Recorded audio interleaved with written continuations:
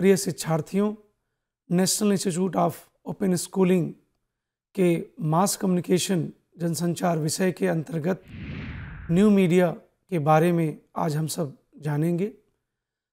जैसा कि आप सभी जानते हैं, इस समय पूरी दुनिया में लोग यह मानने लगे हैं, यह समझने लगे हैं कि केवल शब्दों से हम अपनी बातों को अच्छे ढंग से नहीं समझा सकते।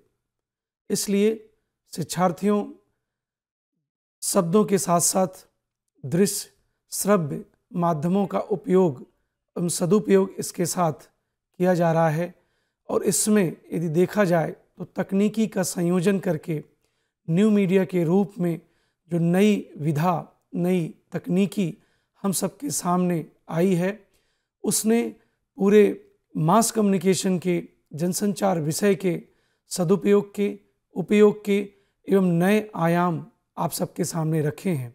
जब हम यदि बात करते हैं कि न्यू मीडिया का मतलब क्या है, तो न्यू मीडिया को जानने से पहले हमें समझना होगा कि न्यू मीडिया हम सबको, शिक्षार्थियों को क्या देता है। न्यू मीडिया को उपयोग के बारे में बात करें तो आज सब लोग ये मानते हैं कि न्यू मीडिया ने जनसंचार विषय को नया आयाम, नई विधा, नया महत्व प्रदान किया है। जहाँ तक हमें न्यू मीडिया के बारे में समझना है, न्यू मीडिया एवं कंप्यूटर के बारे में हम सबसे पहले समझें। न्यू मीडिया एवं कंप्यूटर। आप सब जानते हैं कि कंप्यूटर एक बहुत ही अभिन्न अंग है न्यू मीडिया का और न्यू मीडिया टेक्नोलॉजी का। ये कह सकते हैं हम कि न्यू मीडिया कंप्यूटर के अंतर संयोजन का एक परिणाम है और कंप्यूटर को न्यू मीडिया के साथ जोड़ के उसकी जब टेक्नोलॉजी को हम जब कंप्यूटर के माध्यम से प्रस्तुत करते हैं तो न्यू मीडिया एवं कंप्यूटर दोनों मिल के अंतर संयोजन के साथ साथ न्यू मीडिया को आप तक प्रस्तुत करते हैं।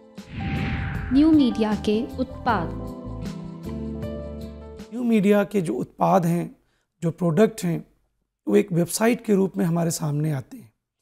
वेबसाइट, जैसा आप जानते हैं कि बहुत सारे हजारों लाखों की संख्या में वेबसाइट हैं, जिसको कि हम यदि देखना चाहें तो कंप्यूटर पे, जिसमें कि इंटरनेट कनेक्शन बहुत आवश्यक है, इंटरनेट कनेक्शन के साथ हम उसके आइकन को क्लिक करते हैं और उसके बाद उस वेबसाइट का नाम, उसका डिटेल हम उसमें टाइप करते हैं तो जो भी आइकॉन है, जो भी सर्च इंजन है, वो सर्च इंजन उस वेबसाइट के बारे में उसके कंप्यूटर की स्क्रीन पे आ जाता है और उस कंप्यूटर की स्क्रीन पे उस वेबसाइट का पता, उसके बारे में, उसके क्रियाकलापों के बारे में, उसके जो भी काम है उनके, वो बताते हैं।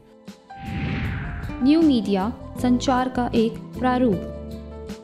तो न्यू मीडिया एक ऐसा माध्यम है जिसमें श्रोताओं को पूरा अंतर संबंध स्थापित करने की पूरी छूट देता है और उसकी जो जानकारी मिलती है, जो अंतर संबंध जो श्रोताओं के बीच में, दर्शकों के बीच में जो न्यू मीडिया के माध्यम से प्राप्त होता है, वो अपने आप में इसके संचार का एक ऐसा प्रारूप है जिसके माध्यम से आप न्यू मीडिया के द्वारा जानकारी को प्राप्त कर सकते हैं और अपनी प्रतिपुष्टि की हिसाब से, जिसको फीडबैक भी आप समझते हैं, आपकी किताब में है, पाठ्यपुस्तक में, उस फीडबैक से, प्रतिपुष्टि से अपनी चीज़ों को आप उस वेबसाइट से या न्यू मीडिया के जो भी प्रारूप हैं, जो साधन हैं, उससे अपने ज्ञान की अभिवृद्धि कर सकते हैं और उसके ज्ञान की नई जानकारी प्राप्त कर सकते हैं। साथ में शिक्षार्थियों, न्यू मीडिया अपने आप में कई विशिष्टताओं को भी समेटे हुए है। न्यू मीडिया में मल्टीमीडिया का भी बहुत अच्छा सदुपयोग करके, प्रयोग करके इस पूरे उत्पाद को, न्यू मीडिया को एक आकर्षक स्वरूप में आपके सामने प्रस्तुत करता है और न्यू मीडिया से हम सबको नई जानकारी प्राप्त होती है, आकर्षक जानकारी प्राप्त होती है और आप इसके बारे में कोई फीडबैक देना चाहें, कोई प्रतिपुष्टि देना चाहें तो भी आप दे लेते हैं। तो इस तरह से हमने ये समझा कि न्यू मीडिया संचार के नए प्रारूप में किस तरीके से हम सबको प्रभावित करता है, आकर्षित करता है और इसके आकर्षित करने के क्या विशिष्ट स्वरूप हैं। दूसरे मीडिया प्रारूपों की तुलना में न्यू मीडिया में प्रतिपुष्टि का तरीका अत्यधिक सबल है। प्रतिपुष्टि के अलावा दो अन्य तत्व न्यू मीडिया को विशिष्टता प्रदान करते हैं। पहला तत्व है विशिष्ट लेखन का तरीका तथा दूसरा तत्व है मल्टीमीडिया। जब कहानियों के साथ कार्टून, चलचित्र, ध्वनि एवं संगीत का संयोजन हो तो उसे मल्टीमीडिया कहते हैं। यदि हम न्यू मीडिया के एक और अंतःक्रियात्मक स्वरूप के बारे में समझें तो यह समझ में आता है कि न्यू मीडिया का ये कैरेक्टर भी बहुत ही इम्पोर्टेंट है। न्यू मीडिया का अंतःक्रियात्मक चरित्र। यदि कोई लिखना चाहता हो ब्लॉग तो आप लिख सकते हैं, अपने विचारों को उसमें मूर्त रूप दे सकते हैं और ब्लॉग के माध्यम से कहीं न कहीं से अपने जो विचार हैं हम दुनिया के सामने प्रस्तुत करते हैं। ब्लॉग एक ऑनलाइन डायरी के समान होते हैं। न्यू मीडिया ने ब्लॉग के रूप में अंतःक्रियात्मक जो चरित्र है, जो उनका विचार है, वो भी दुनिया के सामने रखता है, जो न्यू मीडिया का एक विशिष्ट स्वरूप है। और न्यू मीडिया के माध्यम से हम अंतःक्रियात्मक चरित्र को भी प्रस्तुत करते हैं। प्रिंट मीडिया एवं टेलीविज़न के मुकाबले न्यू मीडिया की श्रेष्ठता। प्रिंट मीडिया या इलेक्ट्रॉनिक मीडिया से अलग है, उससे क्या इसमें विशिष्टता ज़्यादा है कि जिससे कि न्यू मीडिया आज न्यू टेक्नोलॉजी के रूप में हर जगह इसकी स्वीकार्यता बढ़ती जा रही है। सब लोग ज़्यादा से ज़्यादा न्यू मीडिया से जुड़ते जा रहे हैं। आज जो भी अखबार आप पढ़ते हैं, जो इलेक्ट्रॉनिक मीडिया, जो भी टीवी चैनल आप देखते हैं, उस सब की प्रिंट मीडिया की एडिशंस पूरे जगह अवेलेबल हैं। सब टेलीविज़न की अपनी वेबसाइट है। आप यदि अपने पाठ्यक्रम के बारे में बात करें तो national institute of open schooling में भी इस तरह का आपको वेबसाइट मिलेगा जिसमें बहुत सारी जानकारी आपको मिलती है। आपने बहुत सारे अभी विज्ञापन भी देखते होंगे दूरदर्शन पे और इलेक्ट्रॉनिक मीडिया के चैनल पे कि भारत सरकार ने बहुत सारी योजनाएं जिसको कि हमारे दैनंदिन जीवन में आवश्यकता है, उसके लिए उन्होंने वेबसाइट या ऑनलाइन माध्यम से प्रारंभ कर दिया है। आप जानते हैं शिक्षार्थियों कि अखबार आज रात में छपेगा 11 बजे, 12 बजे, 1 बजे, उसके बाद आपके पास पहुंचता है सुबह 7 बजे, 6 बजे, 8 बजे, दूर दराज के इलाकों में 9 और 10 बजे भी पहुंचता है। इलेक्ट्रॉनिक मीडिया की चीज़ है। इलेक्ट्रॉनिक मीडिया में भी आप तक ब्रॉडकास्ट होने में, उसका प्रसारण होने में समय लगता है, लेकिन ऑनलाइन या वेबसाइट के माध्यम से किसी भी जानकारी को यदि देनी हो, विश्व के किसी भी कोने में बैठा हुआ कोई भी शिक्षार्थी व्यक्ति उसके बारे में नागरिक जानकारी तुरंत प्राप्त कर सकता है। न्यू मीडिया के माध्यम से, उनकी वेबसाइट के माध्यम से तात्कालिक नवीनतम जानकारी प्राप्त कर सकते हैं। न्यू मीडिया की सीमाएं। प्रिय शिक्षार्थियों, कि जिस तरह से पाठ्यक्रम में भी हमारे दिया गया है कि न्यू मीडिया की कुछ सीमाएं हैं, उन सीमाओं में या उनकी कमियों में यदि देखा जाए तो ये सीमा और कमी, उसकी सीमा सबसे ज़्यादा है कि हम उसको नियंत्रित नहीं कर सकते पूरे तरीके से। कोई भी ब्लॉग पे, ईमेल पे अपनी चीज़ों को, अपनी भावनाओं को व्यक्त कर सकता है, लेकिन भावनाओं को व्यक्त करने में ये ज़रूर ध्यान रखना चाहिए कि हमें देश का, समाज का अहित न करें, इसके बारे में ज़रूर सोचें। लेकिन न्यू मीडिया के जो स्वरूप हैं उसकी सीमाओं में इसका नियंत्रण प्रभावी ढंग से नहीं हो पाता। न्यू मीडिया एक उद्योग। न्यू मीडिया को के एक उद्योग के रूप में यदि हम लोग इसको विस्तारित करें, इसका उपयोग करें, प्रयोग करें, तो निश्चित रूप से देखा जाए तो आज छोटा, मझोला या बड़ा उद्योग सब अपनी वेबसाइट के साथ साथ अपनी उपस्थिति हम सबके सामने महत्वपूर्ण मजबूती के साथ वे दिखाते हैं। हमको यदि उद्योग स्टार्ट करना है, शुरुआत करनी है, तो हमें अपने वेबसाइट, उसके माध्यम से ज़्यादा तक लोगों की रीच और एक्सेस के साथ अपनी महत्वपूर्ण उपादेयता को, अपनी उपयोगिता के साथ साथ अपने लोगों तक पहुंच सकते हैं जिनको उस उद्योग से संबंधित, उस उत्पाद से संबंधित चीज़ों की आवश्यकता है। इस प्रकार से हम वेबसाइट के माध्यम से ज़्यादा लोगों तक पहुंच के अपने व्यापार को बढ़ा सकते हैं। न्यू मीडिया और कन्वर्जेंस। शिक्षार्थियों, कन्वर्जेंस जैसा आप जानते हैं कि यदि हम मास कम्युनिकेशन में न्यू मीडिया एंड कन्वर्जेंस की बात करते हैं तो इसका तात्पर्य है कि new media print media electronic media के साथ साथ अपनी उपादेयता को सिद्ध करे, अर्थात सह अस्तित्व के साथ साथ प्रिंट का अलग नियंत्रण हो, इलेक्ट्रॉनिक मीडिया का अलग नियंत्रण हो और print media, new media, electronic media सब मिलके काम करें, सब सह अस्तित्व में काम करें। तो यह कन्वर्जेंस का सबसे अच्छा उदाहरण है। न्यू मीडिया का लक्षित वर्ग समूह। न्यू मीडिया के जो टारगेट ग्रुप हैं, जो युवा हैं, उन युवाओं के लिए रुचिकर मनोरंजन के, जानकारी के, ज्ञानवर्धक कार्यक्रम होने चाहिए। बहुत सारी जानकारी इस समय न्यू मीडिया पे अवेलेबल है। आपको कभी भी कोई भी जानकारी आप वेबसाइट पे सर्च करते हैं सर्च इंजन के माध्यम से, तो आपको उससे रिलेटेड बहुत सारी लिंक्स, बहुत सारी सूचना आपको मिलती है। न्यू मीडिया एक आकर्षक माध्यम है, एक आकर्षण उसका कारण है जिससे युवा वर्ग सबसे ज़्यादा आकर्षित होता है। क्योंकि न्यू मीडिया में जितने आकर्षित तरीके से कोई भी चीज़ को लिखा प्रस्तुत किया जाता है, और जैसा हम सब ने जाना कि एनिमेशन के माध्यम से, उसके कंटेंट के माध्यम से, उसकी आकर्षण जो अट्रैक्टिवनेस है और जो उसके जो डिफरेंट कलर्स हैं, अट्रैक्टिव जो उसका मीडिया है, उससे हमारा युवा वर्ग बहुत ही प्रभावित होता है। न्यू मीडिया में व्यवसाय के अवसर। तो न्यू मीडिया के जो वेबसाइट से जुड़े हुए, नेटवर्किंग से जुड़े हुए, उस व्यवसाय से जुड़े हुए जो उद्योग हैं, उसमें बहुत सारे लोगों की ज़रूरत होती है जो कंटेंट डिज़ाइन करें, कंटेंट लिखें। न्यू मीडिया में रोजगार की संभावनाएं। आज यदि हम जनसंचार विषय के बारे में बात करें, पत्रकारिता के विषय में बात करें, तो बहुत सारे रिपोर्टर्स ऑनलाइन रिपोर्टिंग करके अपनी जानकारी को दे के, सूचनाओं का आदान प्रदान करके वो अपने रोजगार को प्राप्त करते हैं।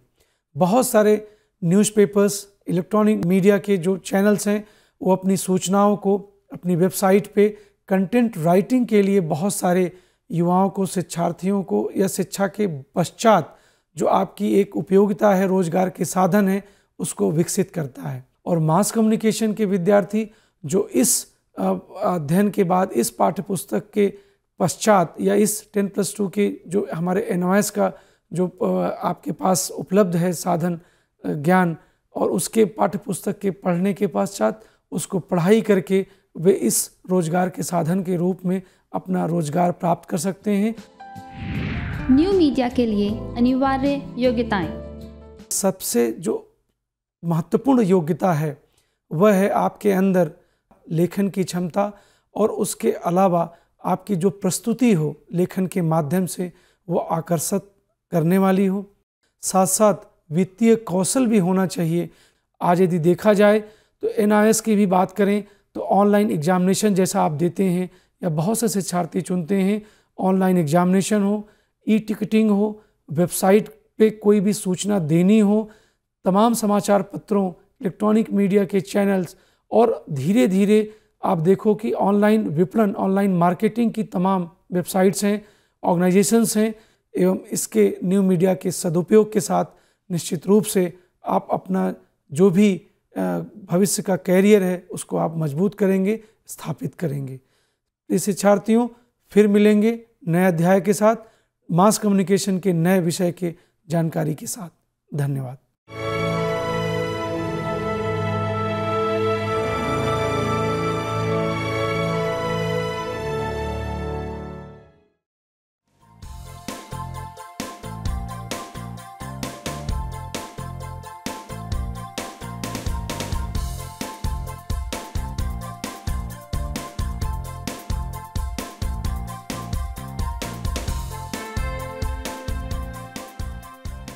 घर बैठे पाएं राष्ट्रीय मुक्त विद्यालय शिक्षा संस्थान यानी NIOS में एडमिशन, वो भी एकदम आसान तरीके से, जिससे शिक्षार्थियों को होगी समय और धन दोनों की बचत। NIOS से शिक्षा कभी भी कहीं भी।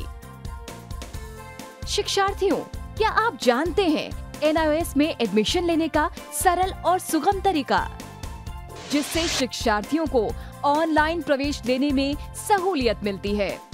NIOS में प्रवेश की प्रक्रिया पूर्णतया ऑनलाइन है।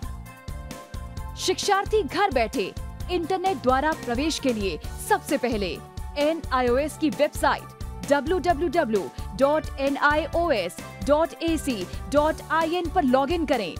अपना ईमेल आईडी और पासवर्ड डालकर अपना पंजीकरण करें। पंजीकरण के बाद लॉगिन करने पर ऑनलाइन प्रवेश हेतु आवेदन पत्र खुलेगा।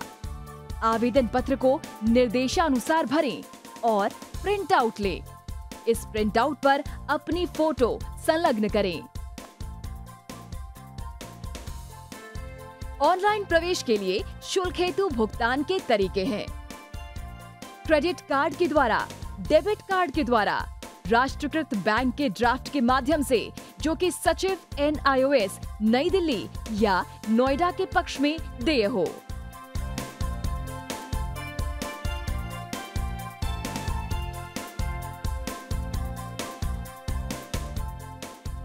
भरे हुए आवेदन पत्र के साथ साथ डिमांड ड्राफ्ट और संलग्न किए जाने वाले दस्तावेज हैं: जन्म रजिस्ट्रार के जिला कार्यालय से जारी जन्म प्रमाण पत्र की सत्यापित प्रति, जिसमें जन्म तिथि अंकित हो, पिछले विद्यालय से प्राप्त विद्यालय छोड़ने का प्रमाण पत्र, जिसमें आवेदक की जन्म तिथि लिखी हो। प्रवेश फॉर्म का प्रिंट आउट NIOS के संबद्ध क्षेत्रीय केंद्रों पर 10 दिनों में पहुंच जाना चाहिए, अन्यथा उचित दस्तावेज न लगे होने पर आवेदन फॉर्म रद्द किया जा सकता है। प्रवेश प्रक्रिया की पुष्टि होने के बाद शिक्षार्थियों को परिचय पत्र व अध्ययन सामग्री डाक द्वारा तुरंत पहुंचाई जाती है। ऑनलाइन प्रवेश एक बहुत ही सुगम और सुविधाजनक प्रवेश प्रणाली है। Online on time for safe and secure admission.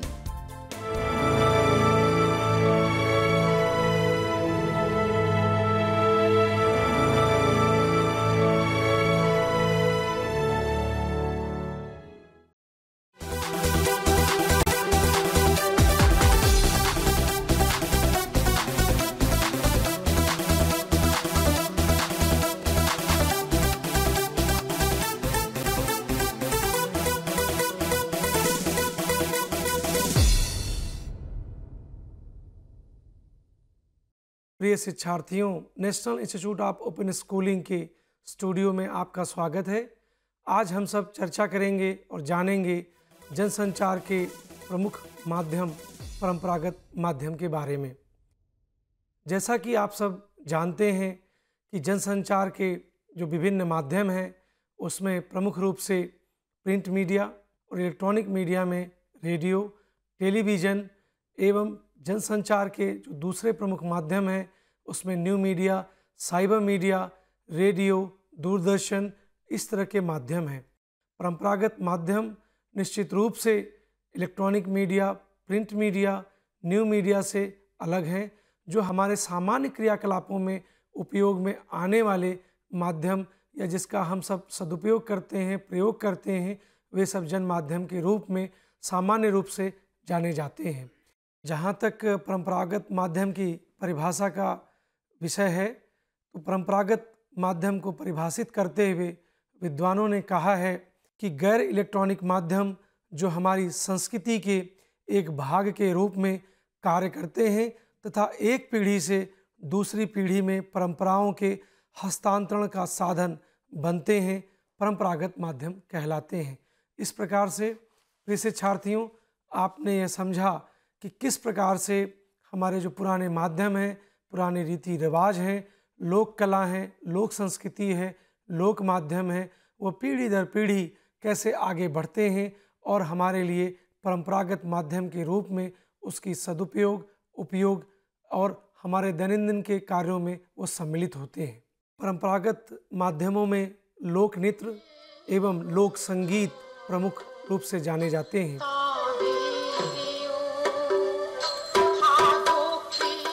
परंपरागत माध्यमों के यदि विभिन्न रूपों के बारे में हम चर्चा करें कि परंपरागत नृत्य, नाटक, चित्रकला, मूर्तिकला, गीत, संगीत एवं प्रधान विचार तथा प्रतीक एक प्रमुख माध्यम के रूप में स्थापित है और हम सबके दैनंदिन के जीवन में उसका सदुपयोग एवं उपयोग किया जाता है। तो प्रिय शिक्षार्थियों, आप सबको पता है कि हम लोग अपने वैवाहिक समारोह में, किसी भी रीति रिवाज में, पूजा में, किसी भी इस तरह के धार्मिक रिचुअल्स जो हमारे जीवन में हैं, उसका सदुपयोग करते हुए परंपरागत जनमाध्यमों का हम सब प्रयोग करते हैं। हमारे देश के विभिन्न अंचलों में मूर्तिकला, प्रतीक चिन्ह के एक बहुत ही माध्यम है, एक उसका स्थापत्य कला का नमूना भी है और हम सबके जो जीवन में उसका विभिन्न रूप से महत्वपूर्ण एक स्थान रखते हैं कि किस तरह से जो उनके चित्र हैं, लोक चित्र हैं, लोक मूर्तिकला हैं, लोक संगीत के रूप में हम उसको स्थापित मानते हैं। परंपरागत माध्यम में यदि हम परंपरागत शैली के बारे में बात करें तो हमें स्पष्ट होता है कि उद्घोषणा या मुनादी पहले के ज़माने में या आज भी हमारे सुदूर अंचलों में, ग्रामीण अंचलों में मुनादी, जिसको नगाड़ा बजा के एक वाद्य यंत्र है, उसका सदुपयोग करके जिस तरह से उद्घोषणा की जाती है, सूचना लोगों तक पहुंचाई जाती है, वो भी एक पारंपरिक शैली में परंपरागत माध्यम के रूप में स्थापित है। साथ में कठपुतली, पटचित्र कथा, कथा कहना, नौटंकी, मेले तथा त्यौहार एवं लोक नृत्य, ये भी हमारे परंपरागत माध्यम की पारंपरिक शैली के विशिष्ट उदाहरण हैं। अब यदि हम कठपुतली के बारे में बात करें तो आपने बहुत सारे इलेक्ट्रॉनिक मीडिया, टेलीविज़न में भी विज्ञापन देखे होंगे। जैसे मध्य प्रदेश सरकार का यदि विज्ञापन देखें तो उसमें लोक कला के कठपुतली के माध्यम से, या भारत सरकार ने जिस तरह से कठपुतली कार्यक्रमों को सदुपयोग करके परंपरागत लोक कला के पारंपरिक शैली का सदुपयोग करके जो विज्ञापन इनक्रेडिबल इंडिया, अतुल्य भारत करके जो विज्ञापन प्रदर्शित होता है, उसमें पूरा कठपुतली और कठपुतली के आधार पे वो पूरा विज्ञापन निर्मित हुआ है। इसी तरीके से लोक नृत्य, लोक कथा, आज के समय में यदि देखा जाए तो बहुत सारे धर्मगुरु अपने लोक कथाओं के माध्यम से अच्छे खासे समाज के लोगों पे अपना प्रभाव डालते हैं और समाज तक अपनी बात पहुंचाते हैं और जो पारंपरिक शैली के सदुपयोग से, उपयोग से आम जनता तक उनका जो संदेश है वो पहुंचता है। प्रिय शिक्षार्थियों, अब हम परंपरागत माध्यमों के प्रकार पे प्रकाश डालेंगे।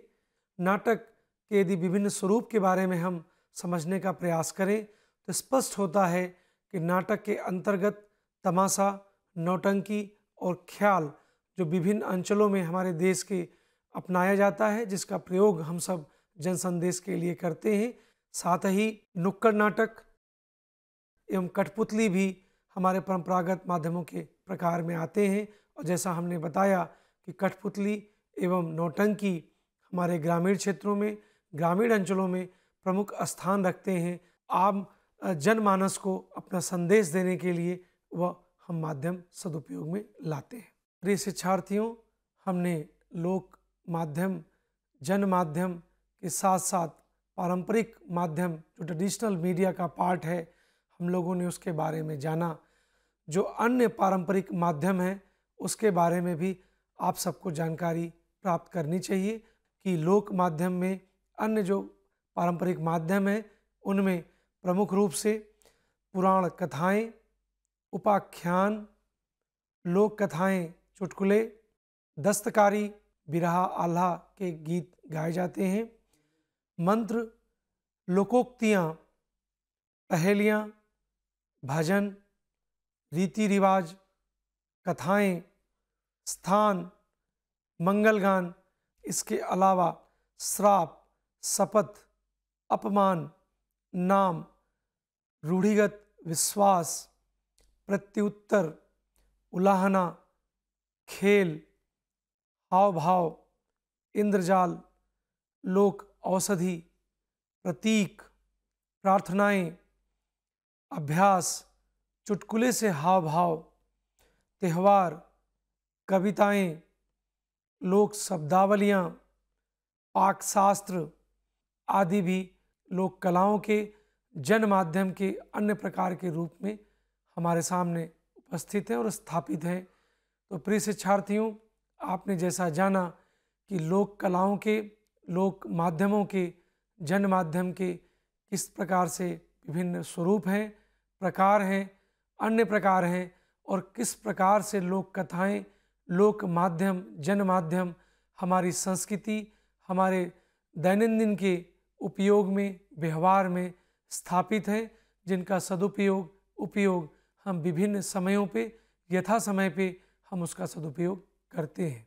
प्रिय शिक्षार्थियों, आप किसी मेले में, त्यौहार में, कार्यक्रम में सम्मिलित होते हैं तो आप जाके वहाँ पे जिस प्रकार हम सब ने विस्तृत रूप से विभिन्न जन माध्यमों के प्रकार, पारंपरिक शैली के प्रकार एवं अन्य माध्यमों के बारे में जानकारी प्राप्त की, उस जन माध्यम के कौन से स्वरूप, कौन से प्रकार उस मेले में, त्यौहार में आपने देखे, उसके बारे में एक समयबद्ध, समय के साथ साथ सूचीबद्ध सूची बना के उसके बारे में आप अपनी एक प्रैक्टिकल या प्रायोगिक जो उसका माध्यम है, प्रायोगिक जो उसका स्वरूप है, उसके बारे में आप जरूर इसको निर्माण करेंगे एवं बनाएंगे, जिससे कि आपको साथ साथ इस जो हमने पढ़ा, जो हमने जाना, उसके बारे में प्रायोगिक ज्ञान की भी वृद्धि हो और आप उसको समीप से जाके, स्वयं के अनुभव से जाके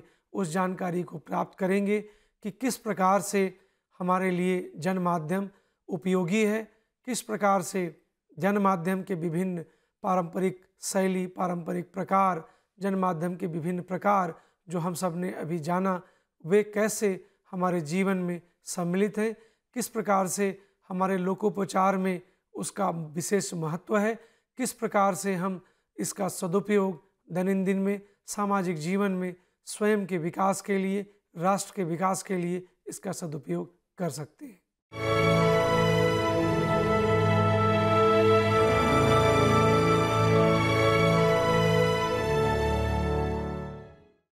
हिंदुस्तान के हर कोने में नौजवानों के पास प्रतिभा है, उन्हें अवसर चाहिए। NIOS देता रहा है युवाओं को अवसर आगे बढ़ने का। NIOS से पढ़ने वाले इन युवाओं ने किया है संस्थान को गौरवान्वित। दिव्यांगों ने बन के दिखाया है सबल और आत्मनिर्भर। NIOS के साथ आप भी जुड़िए NIOS के संग।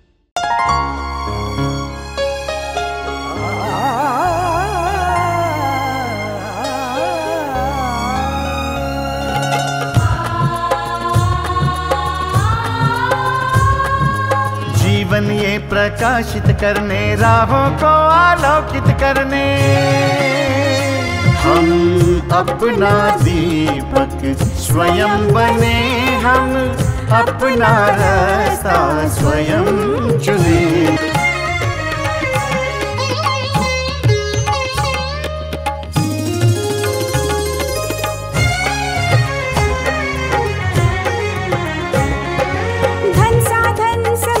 सीमा से विद्यालय जो मुक्त हो, संसाधन समय की सीमा से विद्यालय जो मुक्त हो। कभी पढ़े हम कहीं पढ़े, वे विषय की लोच से युक्त हो। मित्रों हम उठे और जाग